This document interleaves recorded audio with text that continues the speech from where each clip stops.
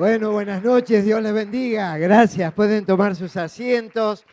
Qué contento estoy. Pero cuando el pastor dijo, ahora voy a presentar a un joven muy joven, yo me ilusioné. Yo dije, atrás paso yo a predicar, pero resulta que no era yo. Bueno, acá estamos, ¿verdad? Gracias a Dios.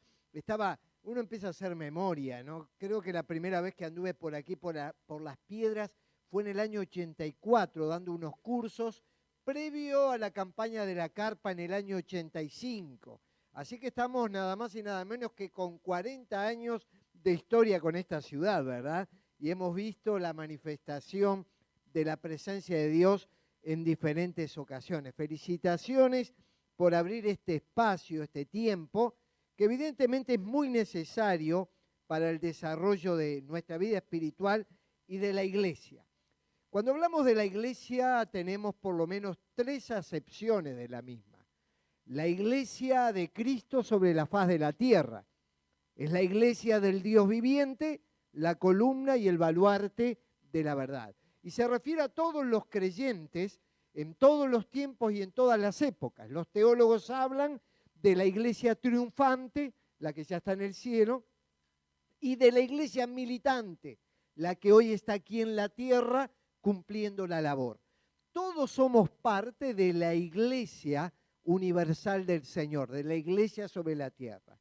Luego la Biblia habla de la iglesia de la ciudad, a la iglesia de Corinto, a la iglesia en Galacia, y en el Apocalipsis tenemos diferentes mensajes a la iglesia en Esmirna, a la iglesia en la Odisea. Son las iglesias de la ciudad, de un lugar. Y hoy estamos con la iglesia de las piedras, que forma parte de esa gran iglesia universal.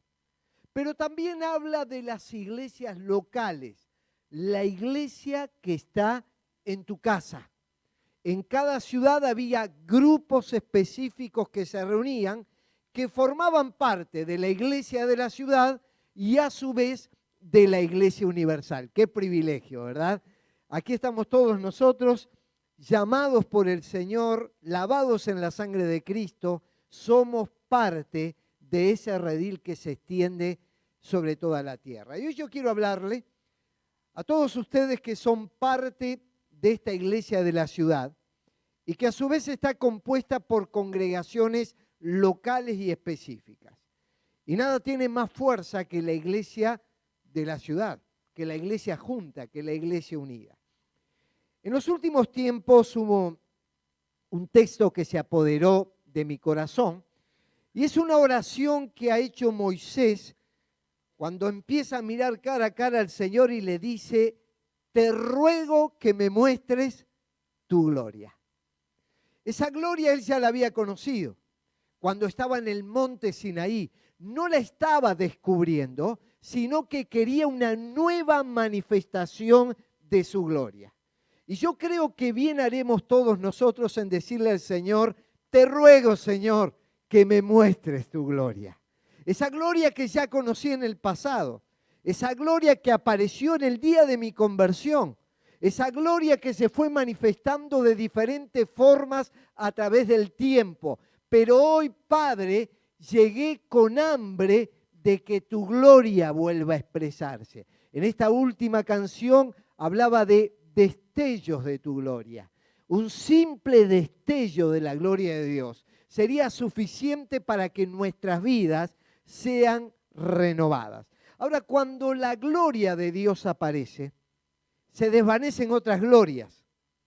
La gloria humana, la gloria de los predicadores, la gloria de la elocuencia, la gloria de los templos, la gloria de la tecnología, la gloria del dinero.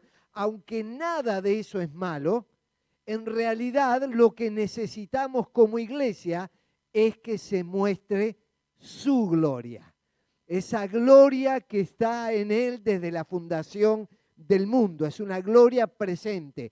Todos los demás habremos de pasar, somos transitorios en esta vida. En realidad lo importante es que se manifieste la gloria de Dios. Ahora, ¿qué entendemos por gloria? Y esto tiene muchas veces que ver con nuestras tradiciones eclesiásticas, especialmente la que nos enseñaron quienes nos precedieron en la fe. Cuando nosotros vamos a la raíz hebrea de la palabra gloria, tiene que ver con el peso de Dios. Es como una nube que cae sobre nosotros y sentimos que su gloria está presente en nuestras vidas. Ahora hay diferencia entre la gloria de Dios y la manifestación de su gloria. Su gloria es eterna. A mí me gusta cómo lo define Rick Warren en su libro Una vida con propósito. Él dice que la gloria de Dios es Dios.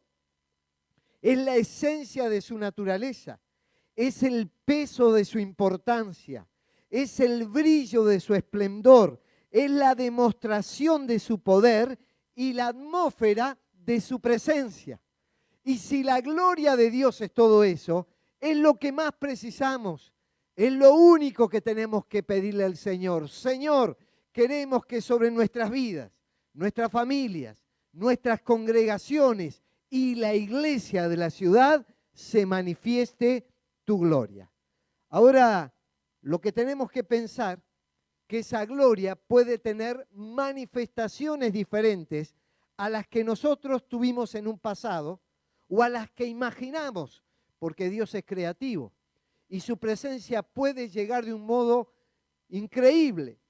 Por ejemplo, estaban en el templo adorando y dice que descendió la gloria de Dios. Y descendió de tal manera que los sacerdotes se tuvieron que correr a un costado, porque Dios se estaba manifestando y lo estaba haciendo sin la presencia de los sacerdotes. Y esto le pega a nosotros los pastores. Cuando Dios empieza a manifestar su gloria, necesariamente tendremos que corrernos a un costado porque es tan intensa, tan fuerte, el peso de su presencia cae sobre nosotros que nos sorprende y supera con creces lo que cualquier pastor, predicador, apóstol, profeta, evangelista pueda llegar a realizar. Entonces, para el abordaje de este tema, yo quiero invitarles a considerar el segundo libro más corto del Antiguo Testamento. Y me estoy refiriendo a la profecía de Ageo. Allí nos habla de la gloria de Dios. Y yo quiero invitarles a los que tienen Biblia a que juntos estudiemos lo que dice allí en Ageo y vamos a ver varios textos de este libro corto, pero que nos habla de lo que Dios hace. Antes de empezar a ver el contenido del texto, tenemos que preguntarnos quién fue Ageo. Su nombre significa fiesta o nacido en día de fiesta. Seguramente sus padres eran devotos, eran fieles, y en un momento vieron que su hijo nacía en medio de una festividad religiosa. Quizás en medio de la Pascua, no sabemos, o la fiesta de los tabernáculos, o en Pentecostés. Lo cierto es que Ageo nace en una festividad y sus padres le colocan ese nombre. Es el único que aparece mencionado así en toda la Biblia. Y seguramente sus padres también avisoraban y tenían la esperanza que en esa criatura se estaba gestando un auténtico siervo de Dios que habría de impactar su nación y como extensión también a otras naciones. Entonces Ageo, este profeta de Dios que nace en medio de una festividad, habría de traer gozo y alegría a su pueblo. El texto central de este pasaje es el capítulo 2 y el versículo 9. Es un texto que muchos de nosotros conocemos de memoria. Ageo 2, 9. ¿Cómo aparece este texto? Hay un llamado aquí a reconstruir el templo. Luego de un momento de crisis espiritual, de una crisis nacional en el cual el país estaba empantanado. Y entonces Dios llega con una palabra de corrección y con una palabra de exhortación y de ánimo para su pueblo. Saben que nosotros estamos viviendo en la iglesia de la pospandemia. Sin duda que eso ha traído mucho dolor a muchos corazones. Hemos visto la partida de seres queridos. En la Argentina se contabilizaron 450 pastores que partieron a la presencia de Dios en medio de la pandemia.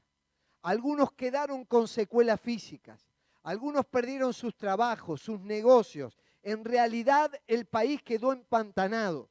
Muchos creyentes se enfriaron en la fe, abandonaron las reuniones presenciales, optaron por lo virtual, algunos por lo híbrido, entre lo virtual y lo presencial, pero no pasó sin dejar consecuencias la pandemia.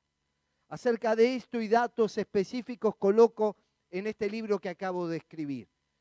Hay iglesias que cerraron, no pudieron sostenerse, no pudieron mantener el presupuesto. Hay personas que abandonaron las congregaciones y al verse diezmadas en su concurrencia, terminaron cerrando las puertas o preguntándose cómo sostenerse. Y en un escenario de crisis espiritual, de dolor, de sufrimiento, cuando muchos pensaban que estaba todo perdido, aparece este texto que es una palabra de Dios, Ageo 2:9. La gloria postrera de esta casa será mayor que la primera, ha dicho el Señor de los ejércitos, y daré paz en este lugar. Ahora es tremendo porque este texto no fue pronunciado por Dios a través de cualquier persona. Dice en el capítulo 1 y los versículos 12 y 13, que Ageo era un enviado de Jehová. No es alguien autonombrado, autonominado. Es alguien que el Señor llamó, salvó, sanó, levantó para dar un mensaje. ¿Ustedes se acuerdan cuando Dios dice, yo no envié esos profetas y ellos hablaban? Hacían tareas en mi nombre, pero en realidad yo nunca les indiqué que tenían que hacer eso. Ahora, en cuanto a Ageo, dice que era un enviado de Jehová. Y a mí me consta que aquí hay enviados y enviadas de Jehová. Hombres y mujeres de Dios que han sido fieles al nombre de Cristo, que han conocido y experimentado lo que es el nuevo nacimiento, la conversión, la llenura del Espíritu Santo, un auténtico llamamiento, han permanecido fieles al Señor y se ha probado sus vidas, sus ministerios y su fidelidad en medio de dolores, sufrimientos y pruebas. La palabra que Dios le da a Ageo es una palabra a un hombre que habría de traer celebración al pueblo, pero él también tuvo que ser parte de un pueblo que sufría. Por eso cuando hoy se hablaba de los pastores, es verdad que Dios ha levantado siervos, que ha enviado a muchos de ellos. Por eso también necesitamos darles apoyo. Esta clase de personas son necesarias en el pueblo de Dios. Personas con auténtica autoridad espiritual. Y esa autoridad espiritual tiene una trayectoria de vida, de conducta, de comportamiento, de santidad, de conocimiento de la Escritura, de experiencias ganadas en los campos de batalla. Y yo doy gracias a Dios porque me consta que muchos de esos valientes guerreros están aquí en medio de nosotros. Estas mujeres y hombres de Dios que han permanecido fieles al Señor, no han renunciado al llamamiento que Dios les hizo en medio de los avatares de la vida. En el texto leído nos habla de dos glorias y simplemente las clasifica como la primera gloria y la segunda gloria. Y siempre nosotros tenemos que pensar que Dios es glorioso. Toda su vida, toda su esencia, lo que Él es gloria. Y por lo tanto no es que no hubo gloria en el pasado, sino que en el pasado Dios se manifestó de determinadas maneras y les dice, en este presente y hacia el futuro, mi gloria estará con ustedes, pero es probable que yo me manifieste de modos distintos a los que ustedes perciben o creen o están acostumbrados. A veces encasillamos a Dios, lo hacemos que funcione según nuestros criterios, según nuestra imaginación, según los textos que leemos, los predicadores que escuchamos. Pero Dios es Dios y por lo tanto Él hará lo que quiere, cuando quiere, como quiere y a través de quien quiere. Por eso Dios nos sorprende a todos nosotros. Sus caminos no son nuestros caminos, sus pensamientos jamás serán nuestros pensamientos. Israel había vivido muchas glorias. En aquel templo Dios se había manifestado. Personas habían sido salvas, sanadas, liberadas, edificadas, corregidas. Y todos recordaban esos momentos gloriosos haciendo referencia a lo que pasó.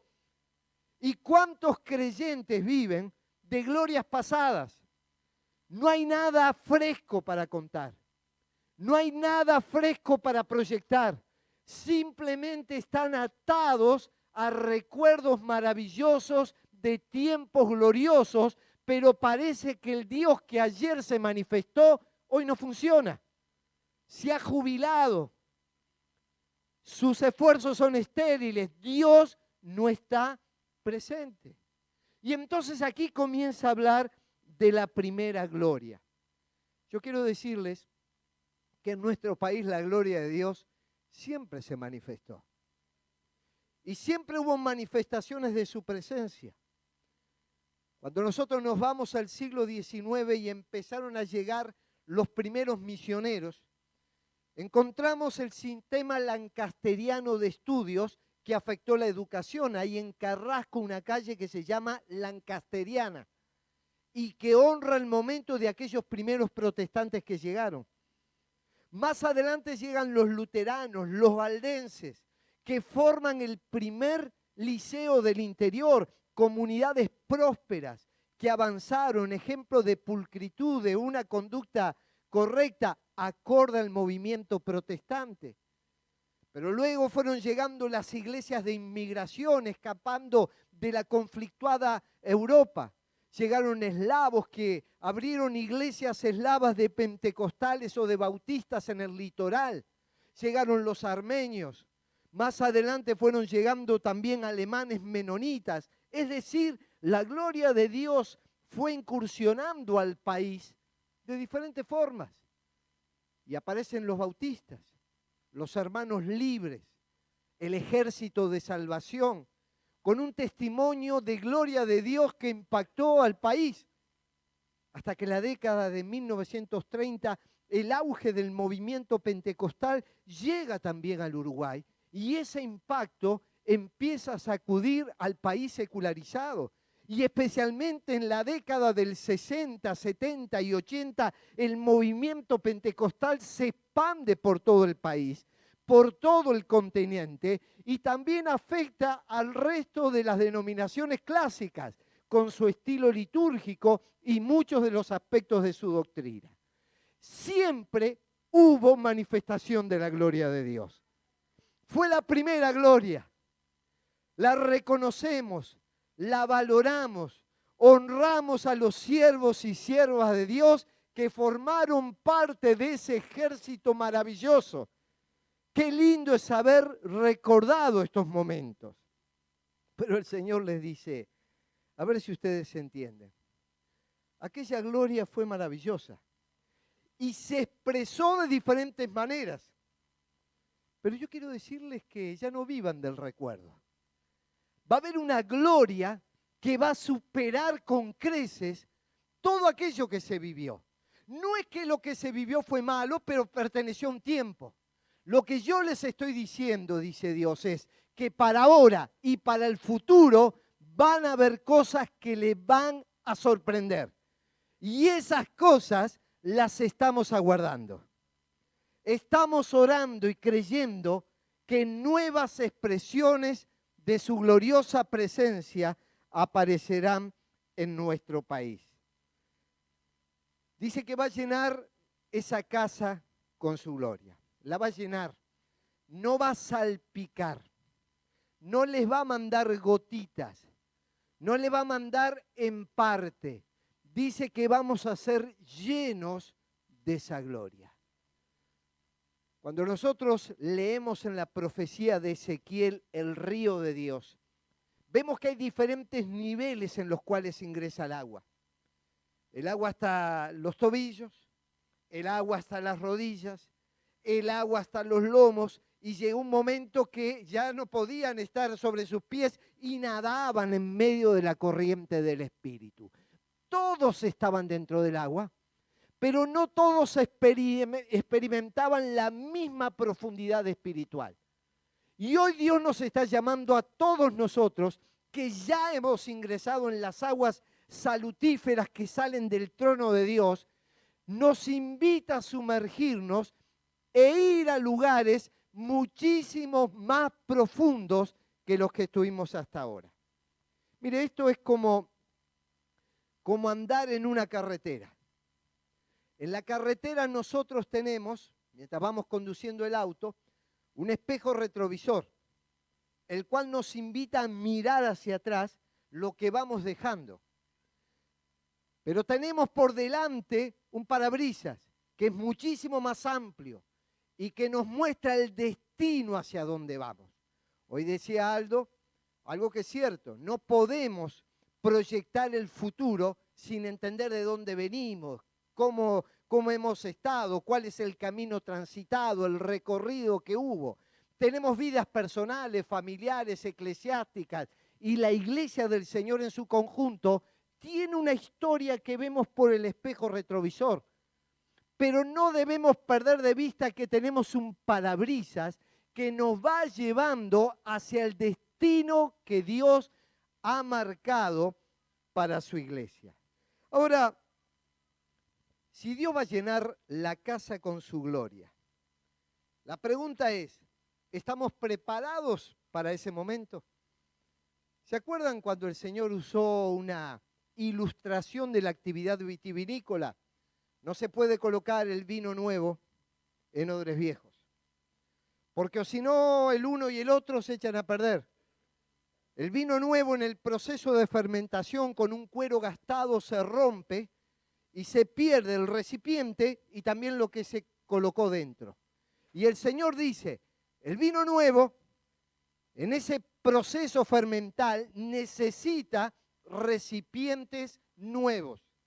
Y si Dios va a visitar a su iglesia con nuevas manifestaciones, con crecimiento, con desarrollo, con avance, ¿estamos preparados para ese momento? ¿Estamos los recipientes listos para que eso pueda suceder?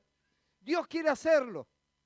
No me queda ninguna duda porque ese es su propósito. Él no quiere que ninguno perezca, sino que todos procedan al arrepentimiento.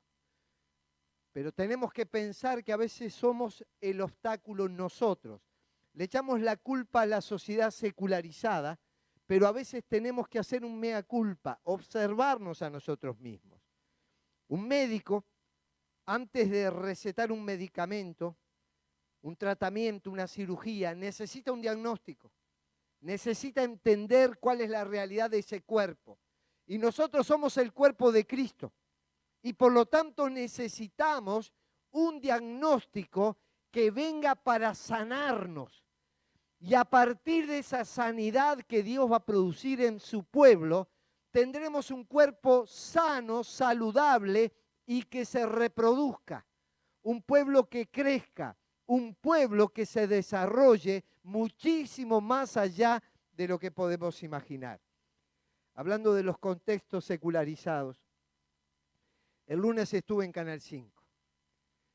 Cuando me fueron a entrevistar, enseguida me empezaron a decir, ¿usted sabe que está en este canal?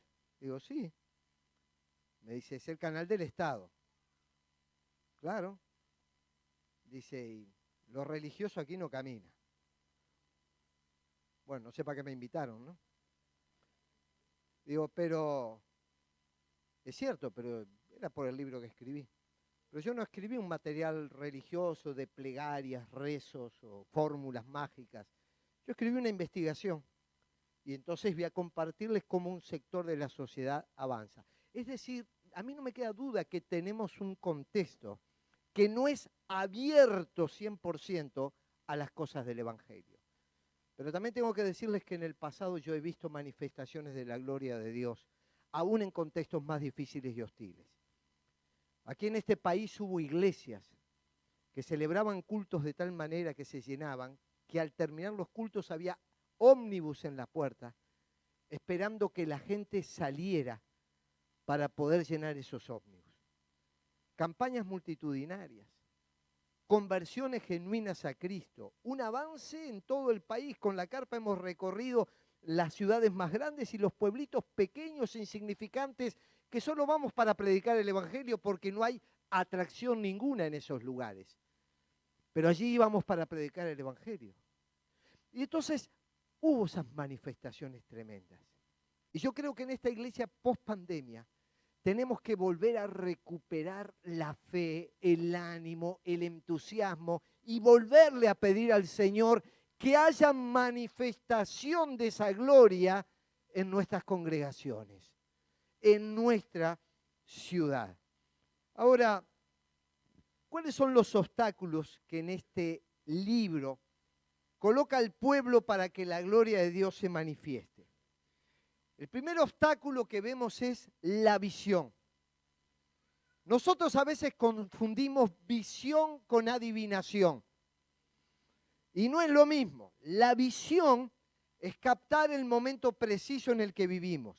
Es entender los tiempos, los peligros y las amenazas que vivimos y las oportunidades que tenemos para llevar adelante el Evangelio. Y hoy necesitamos que venga del cielo una visión fresca para su iglesia.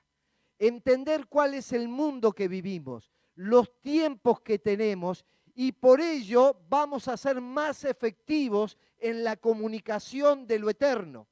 La sociedad es temporal, las costumbres van modificándose, pero tenemos un mensaje eterno que es proclamado en un contexto totalmente cambiante.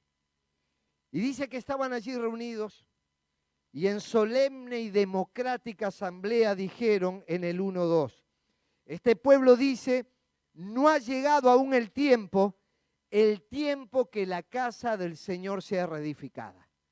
Ellos hablaban de que no era el tiempo, de que no era el momento, que en ese momento no iba a pasar nada.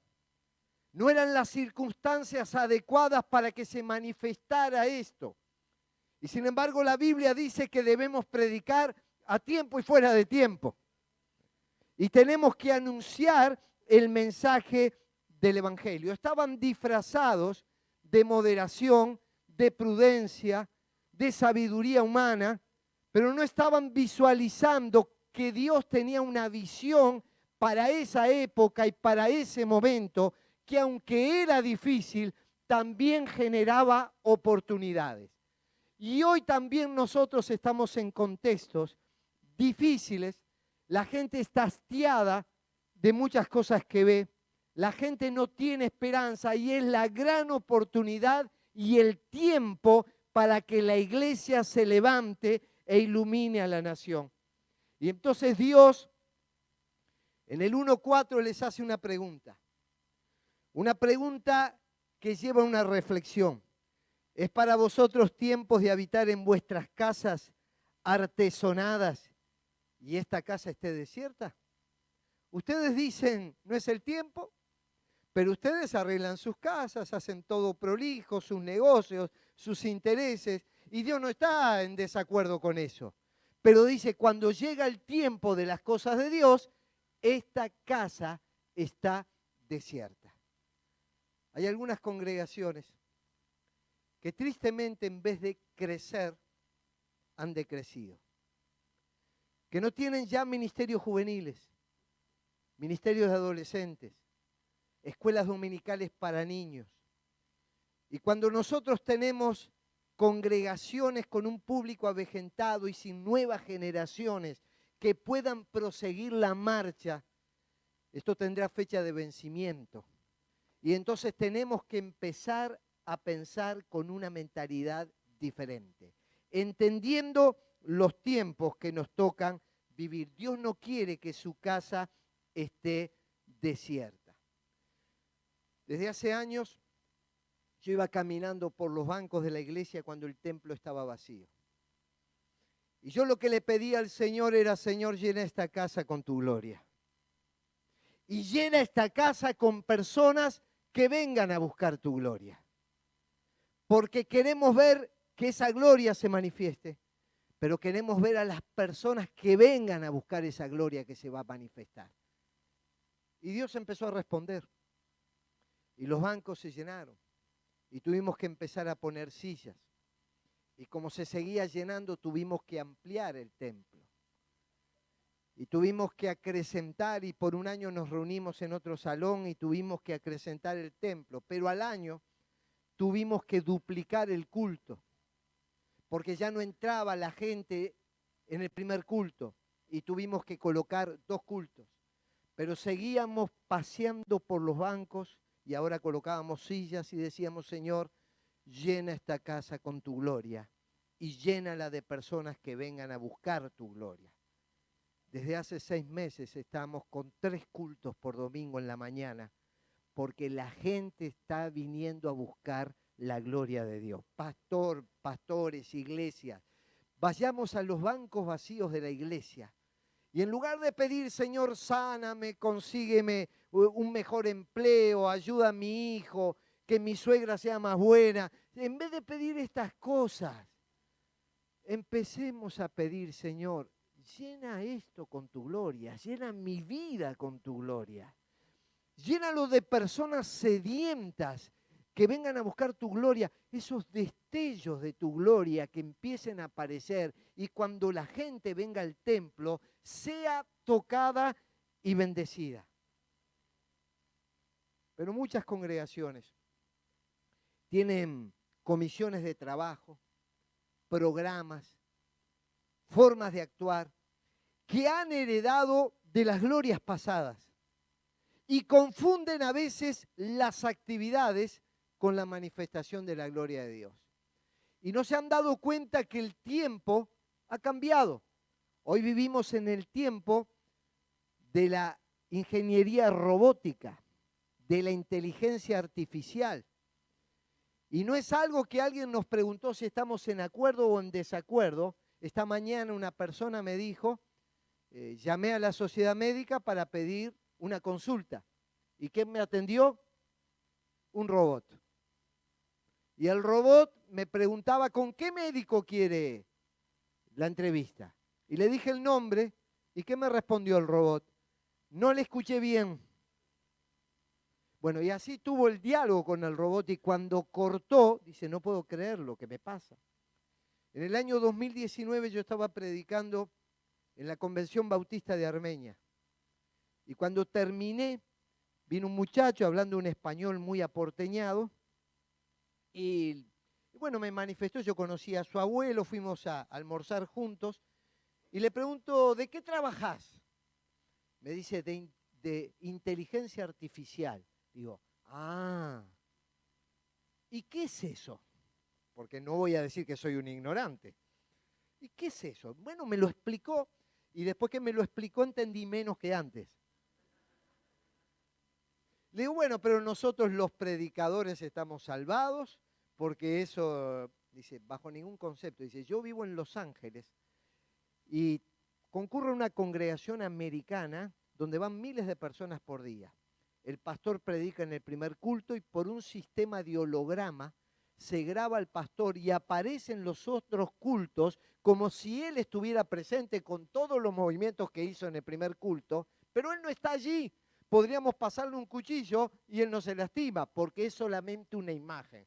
Yo dije, yo tengo que entender el mundo que estoy viviendo porque yo todavía tengo mentalidad de cassette, de disco de pasta. Y en realidad el evangelio no ha cambiado, pero lo que ha cambiado es lo que está del otro lado. Y cuando decimos este no es tiempo, nos tenemos que dar cuenta que a veces nosotros estamos fuera de tiempo. Y seguimos repitiendo sistemas que son inoperantes, que fueron gloriosos en otro momento, pero que hoy no están aportando al evangelio. Cada vez que hablamos de evangelización para cada uno de nosotros, aparecen sistemas y actividades, pero en realidad la evangelización y las iglesias que más están creciendo en el Uruguay y fuera del Uruguay están siguiendo otros modelos. Hoy, a esta hora, nosotros tenemos 3 jóvenes de la iglesia en Perú. Uno de ellos es nuestro pastor de jóvenes y 2 jóvenes más que integran el equipo que trabaja con la pastoral juvenil. Ellos están en una de las iglesias más grandes del Perú, donde están aprendiendo cómo se fue desarrollando la iglesia con estabilidad en los tiempos que vivimos. Una iglesia que comenzó de cero, pero que mañana domingo van a juntar más de 10.000 personas en diferentes cultos. Tenemos que aprender que el Evangelio es la buena noticia de la salvación a este hombre pecador, perdido, hundido, condenado al infierno. Dios en su amor muestra a su Hijo, muere en la cruz, derrama su sangre, es sepultado, resucita, ascendió y volverá. El Evangelio no cambió, pero lo que cambió fue el mundo en el cual yo vivo. Cuando dicen, dice Dios, no es el tiempo, lo que no están captando es que es el tiempo, pero ustedes están siendo anacrónicos. Es decir, están obrando fuera de tiempo. ¿Se acuerdan el pueblo de Israel? Se va a formar un ejército que el subtítulo dice el ejército de David, pero en realidad la Biblia dice que era el ejército de Dios. David era el comandante en jefe del ejército, pero era el ejército de Dios. Y entre ellos llamaron a una tribu donde había 200 personas entendidas en los tiempos. Y yo creo que si hoy vamos a pelear la gran batalla para incursionar en esta sociedad secularizada, en esta sociedad que está hambrienta de Dios, que queremos ver la gloria de Dios, necesitamos que se levanten ministerios que entiendan los tiempos y dice, y que le decían a Israel lo que tenían que hacer. ¿Sabés que cuando Dios levanta este tipo de personas, la iglesia avanza? El segundo obstáculo es el individualismo.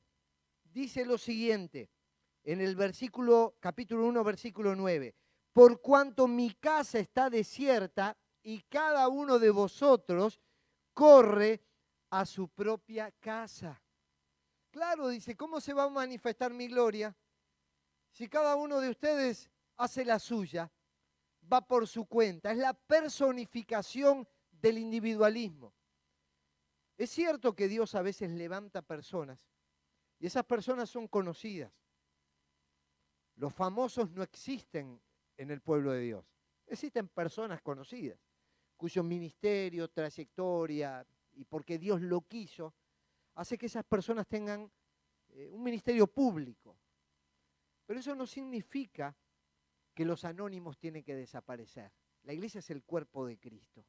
Y todos somos miembros de ese cuerpo.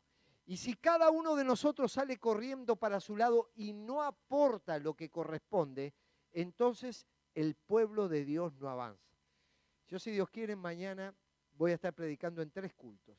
Uno de ellos sale por el canal de YouTube de Esperanza en la Ciudad y el otro después va para Canal Luz, para que pueda salir en vivo para el resto de América Latina. Pero hay alguien que al lado de mi silla me coloca siempre un vaso de agua. Ese vaso de agua es importante porque como predicador en 3 cultos yo lo necesito. Yo aparezco públicamente y visiblemente para proclamar la palabra. ¿Saben que ese vaso de agua lo pone alguien que yo no sé quién es? Pero que Dios lo ve. Que Dios lo ve. Y ambos estamos integrados a un mismo propósito y a un mismo objetivo. Y sabe que esa persona lo hace con gusto, lo hace con alegría, sabiendo que es necesario que para que el culto funcione, ese vaso de agua sea colocado en el lugar correcto. ¿Qué te estoy diciendo, hermana y hermano? Tu lugar en la iglesia del Señor, en lo que Dios está haciendo en este momento, puede ser público, puede ser visible. Si Dios lo quiso así, que sea así.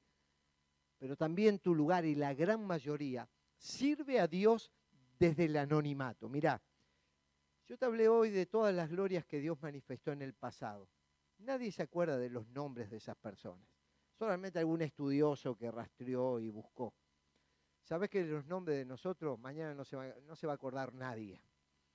El ser humano tiene el síndrome de la Torre de Babel. Construyamos algo importante y hagámonos un nombre. Y yo te pregunto, ¿quién recuerda el nombre de lo que construyó la Torre de Babel? Trajo confusión, trajo desdicha, lenguas confundidas. No trajo ningún tipo de bendición. Es la construcción de la exaltación del yo. Y eso no bendice a la iglesia, eso impide la manifestación de la gloria de Dios, porque Dios no va a compartir su gloria con nadie, pero con nadie. Y sabes que en cualquier momento Dios nos puede hacer desaparecer cuando a Él se le ocurra.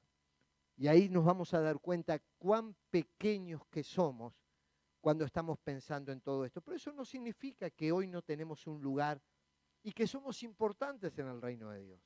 Si no, no estaríamos cumpliendo la labor que hacemos. Y tenemos que asumirlo porque en la parábola de los talentos a uno le dio a 5, a otro 2 y a otro 1. Pero ¿qué es lo que quiso Dios? Que produzca, que genere algo en beneficio de los demás.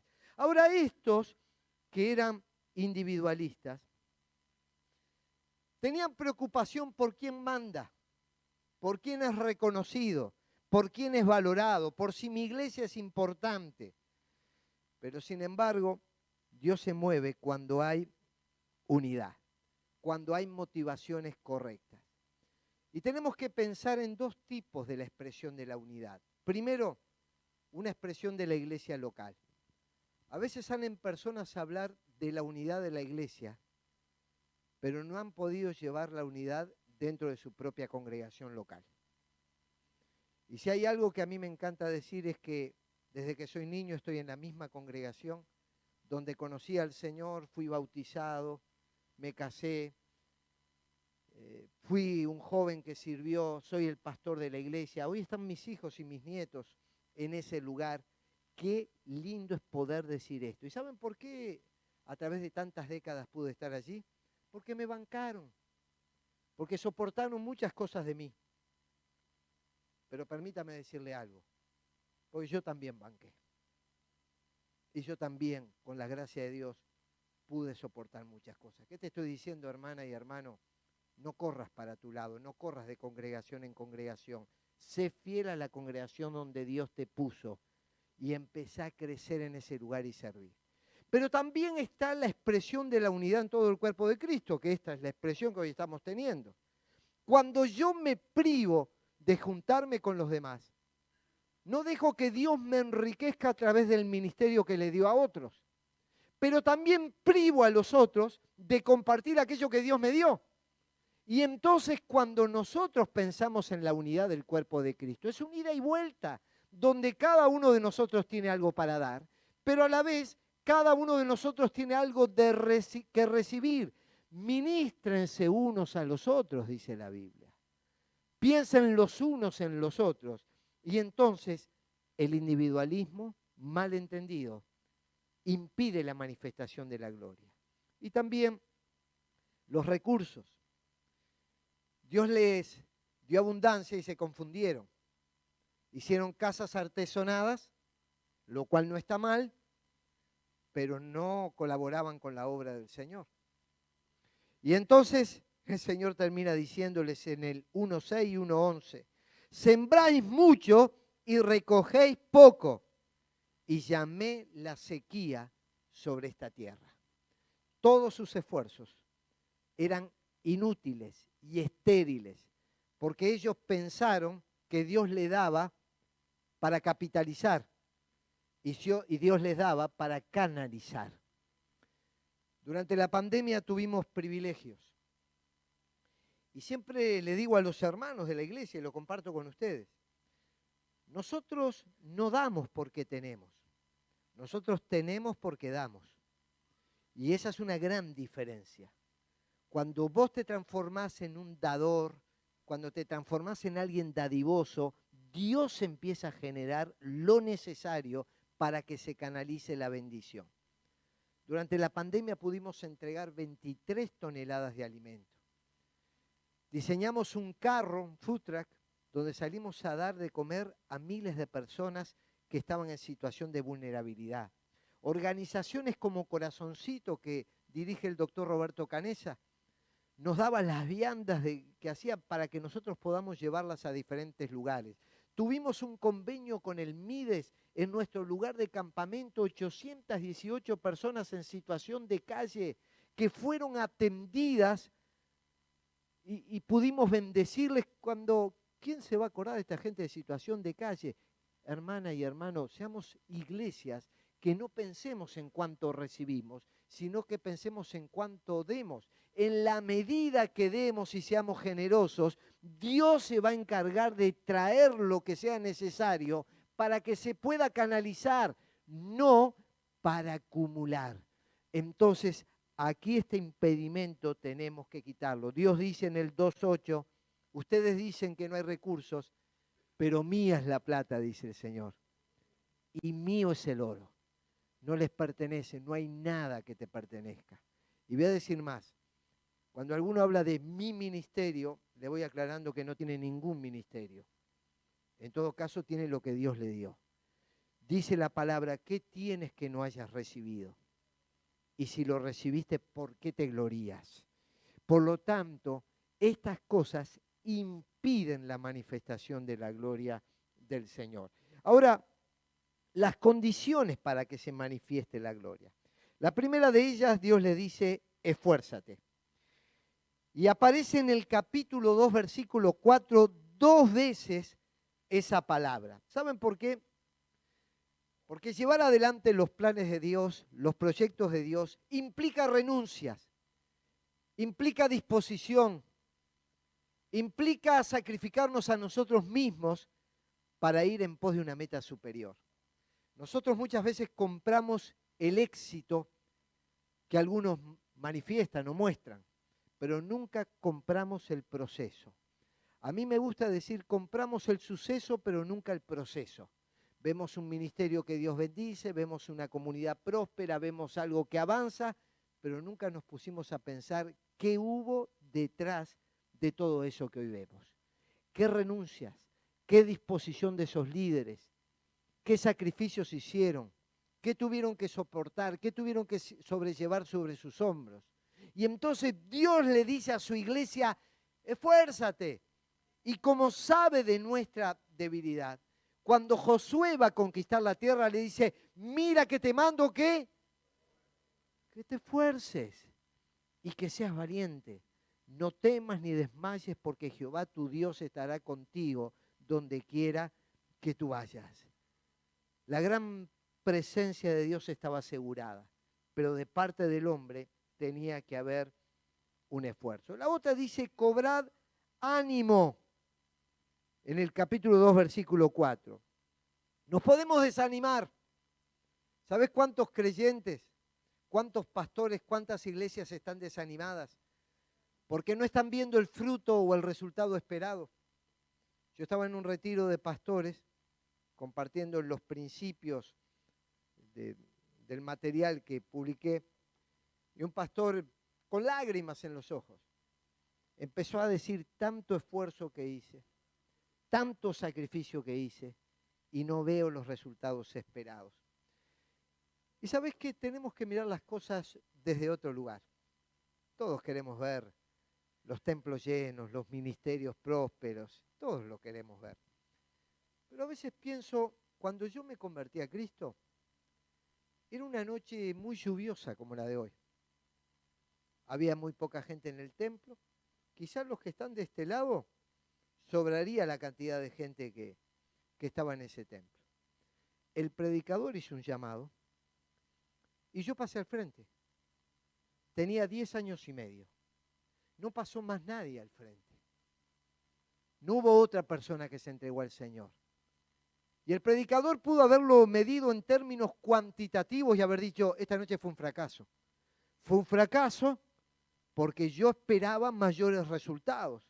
Y pasó uno solo y un niño y andás a ver lo que entendió. Pero yo con lágrimas en los ojos me estaba entregando a Jesucristo. Le estaba pidiendo el perdón de mis pecados, que venga a mi vida, que entre en mi corazón.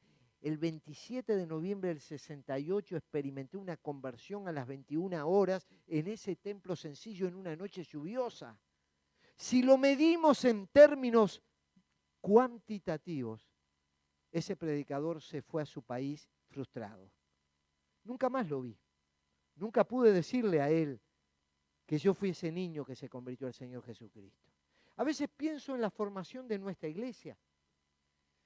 3 jóvenes que llegaron escapando de un genocidio, perdieron sus bienes, sus familias, llegaron a un país donde no conocían el idioma, se reunían en las noches en una pieza alquilada del barrio Casabó para orar en su idioma, para leer la Biblia en su idioma. Ninguno era predicador, pero estaban colocando las bases para la iglesia que después habría de proyectar ministerios para el resto del país. Cobrad ánimo, dice el Señor. No sé en qué etapa está tu iglesia, tu ministerio, tu vida, pero no te desanimes. Es probable que Dios esté formando cosas maravillosas que ahora no ves, porque la gloria postrera será mayor que la primera. Y aunque ahora no lo estés visualizando, esa gloria se va a manifestar, quién sabe de qué manera. Dejémoslo en la mano de Dios, pero que se va a manifestar esa gloria, se va a manifestar. Y los resultados de la manifestación de esa gloria. Dice en el 1:14 que despertó Jehová el espíritu de ellos.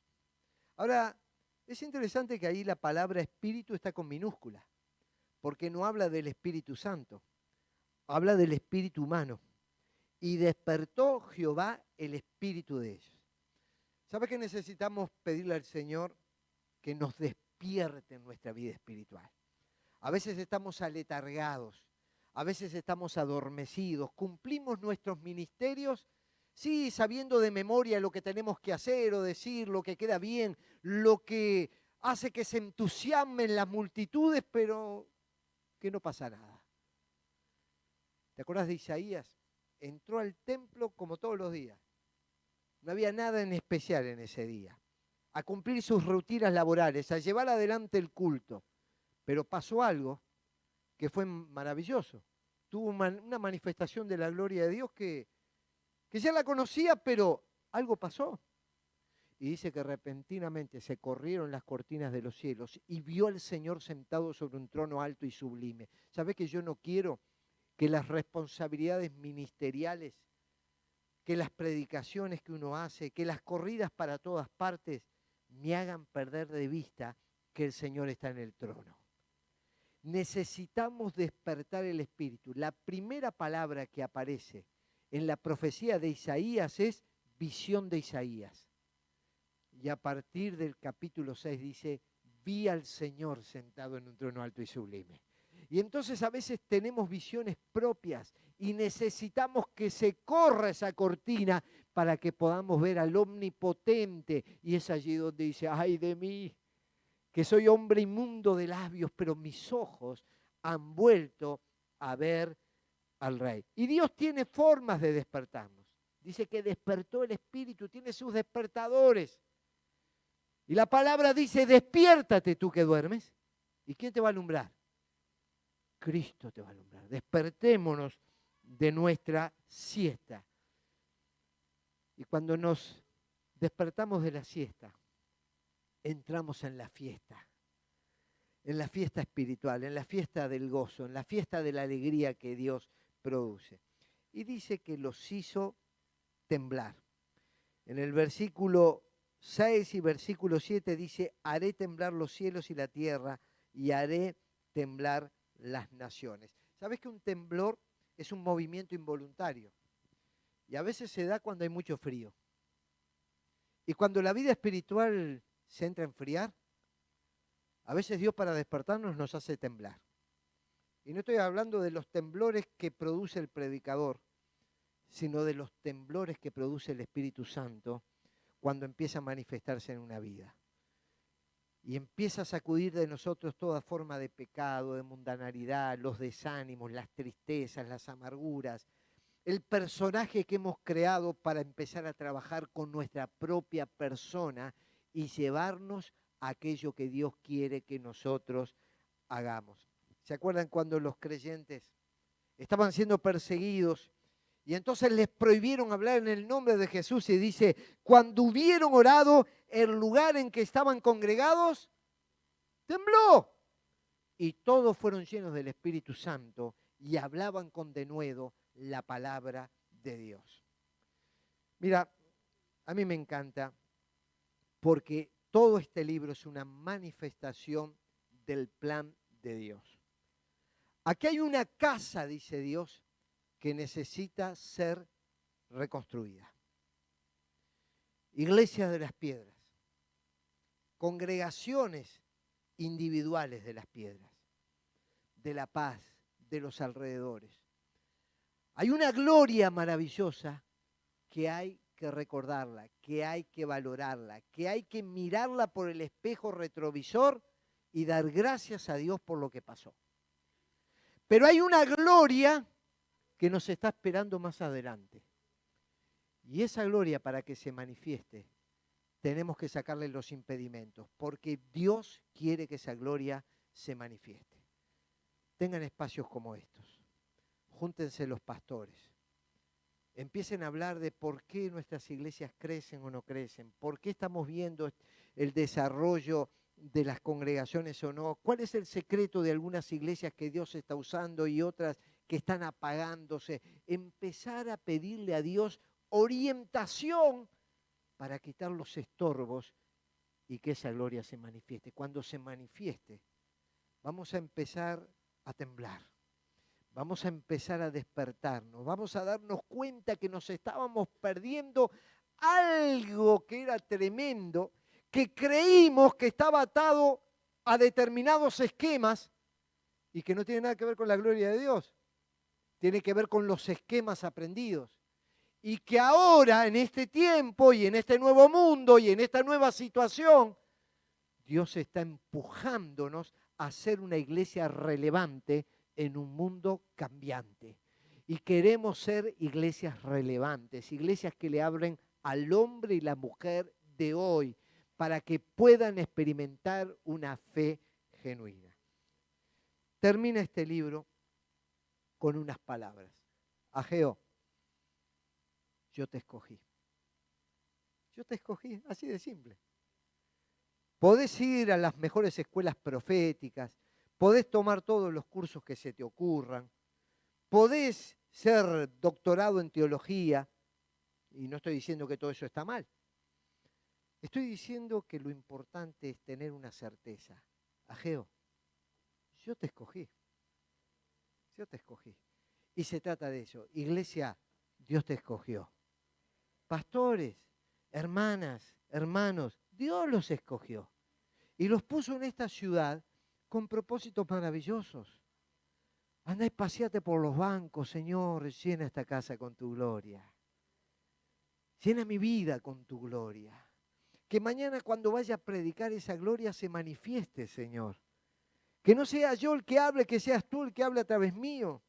Yo quiero ser ese instrumento festivo para este mundo caído, para este mundo depresivo. Y me encanta ver jóvenes entusiastas. Yo veo aquí generaciones nuevas, veo muchachada, veo jóvenes, adolescentes, veo hasta niños. Qué lindo es ver edades medias, medianas.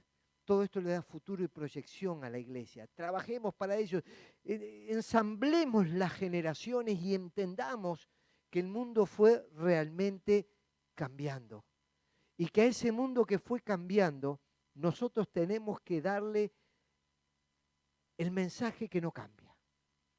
Pero también abramos las puertas para que las nuevas generaciones estén prontas para seguir avanzando. Mira, yo siempre digo, yo doy gracias a Dios porque la iglesia cada vez hace más y yo cada vez hago menos. Porque a mí me pregunta la gente, ¿y usted qué hace, pastor? Yo, nada. Yo veo una iglesia movilizada, ahora están 200 jóvenes reunidos, hay mañana 3 cultos, van a salir transmisiones. ¿Yo qué hago? Nada. Porque la iglesia se trata de eso. El próximo sábado, 15 personas habrán de bautizarse. Yo ni me meto al agua, mire si me voy a mojar a esta edad. Hace años que ya no me meto al agua, pero la iglesia sigue bautizando en el nombre del Padre, del Hijo y del Espíritu Santo. Porque no se trata de una persona, se trata de esa persona. Y su gloria se tiene que manifestar en la iglesia y se quiere manifestar en la iglesia en este tiempo y en el ahora. Yo te invito a estar en pie. Te invito a estar en pie.